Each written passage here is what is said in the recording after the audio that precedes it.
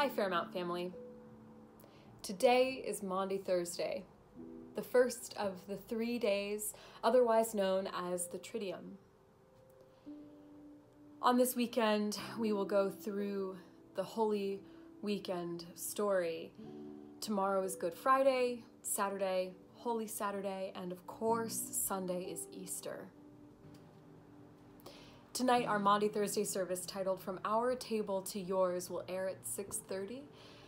Join us to hear prayers and reflections from the many dinner tables of our congregation and to partake in the sacrament of communion. Today, I want to share a reflection about the arc of our Holy Weekend. Between today and Sunday, we walk a heart-wrenching yet hopeful story where Christ breaks bread with and washes the feet of his friends who soon betray him during his arrest, followed by his trials, crucifixion, and resurrection. The Triduum engages us Thursday through Sunday in a unified story.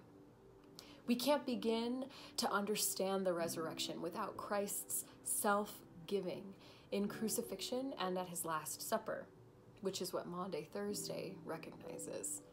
To be fully appreciated, though, Easter needs Maundy Thursday and Good Friday and the silent struggle to make it all make sense in Holy Saturday. The Triduum is not 3 different days. It's to be taken as a whole. So with all of this in mind, I wanted to offer up my own personal reflection or a metaphor that will hopefully feel familiar to you, because even though we don't know one another very well yet, I know many of you are parents and grandparents, and I'm confident that each of you at one point or another was born. One of my best friends, Asha, is due with her firstborn child today. For months, I have been thinking about how Asha's due date overlaps with the beginning of the Triduum. It reminded me that Christians have seen parallels between the symbols of fertility and the resurrection for generations. Eggs are said to represent Jesus' emergence from the tomb, as one example. Like a freshly washed newborn swaddled in her parents' arms for the first time, there is so much hope and joy that comes with new life. And that's what we think of when we think about Easter, right? But any parent will tell you that there is so much more before that moment, and even more after that moment. So I've been reflecting on the deep and profound courage that it takes to become a parent. It's an incredible symbol for choosing hope. There is risk and uncertainty. There's the risk of preeclampsia, the heartbreak of miscarriage, or preterm labor. And what about the inevitable? You know, morning sickness and swollen ankles and back pain and sleepless nights. And what about your family's generational baggage? You don't want to pass that on to anyone. And what about the medical bills and endless diapers and the fact that your life won't be entirely yours anymore? There's all this fear and mystery and anticipation and worry and struggle going through pregnancy. And then there's all this agony and crying and mess into and through the journey of childbirth. In the midst of it all too, there is this beauty and joy and gentle kicks on the belly brimming with possibility. And on the other side of labor, just like the symbol of Easter, there is new life. New parents prepare for that moment where their bundle of new life will transform their own life. They risk so much and give up so much in the hope to gain in the depth of their being that they learn to imperfectly love and care for their child. An example of this tension is that Christ still had wounds on his hands and feet in the story of the resurrection on Easter Sunday. So it's important to point out that new parents will carry their own wounds into their new life of parenthood. And still, what an unabashedly hopeful thing it is to bear new life. Because having kids means preparing to go through the cycle again and again for roughly 18 years, but let's be honest, far more, of the unknown and uncertainty and risk and betrayal. New life is messy, and new life is hopeful. New life is Maundy, Thursday to Easter Sunday. It's not just Easter Sunday.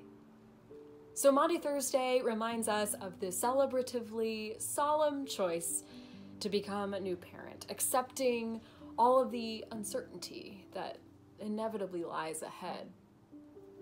Good Friday might be like the blood and suffering and reckoning of labor. Holy Saturday might represent that moment where you contend with yourself. And this probably happens many times over. I don't know firsthand because I'm not a parent yet, but it seems this is the case, where you contend with yourself quietly, wondering, what does this all mean?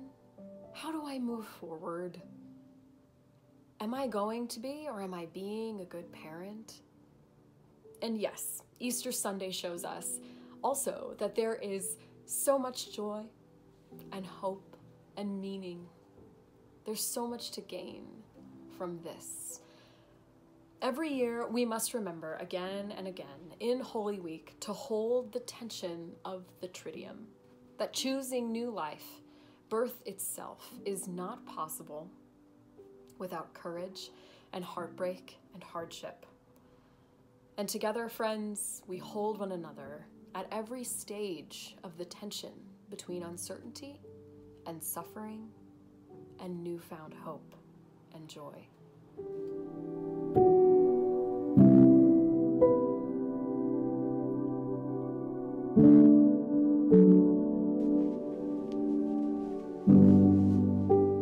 In Italian, the phrase "to give birth" literally means to bring into the light.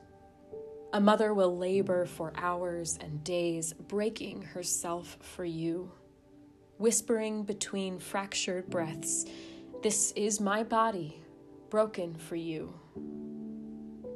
A mother will do this as long as it takes so that you, her beloved, have a chance at life, so that you, her beloved, can feel the warmth of the light.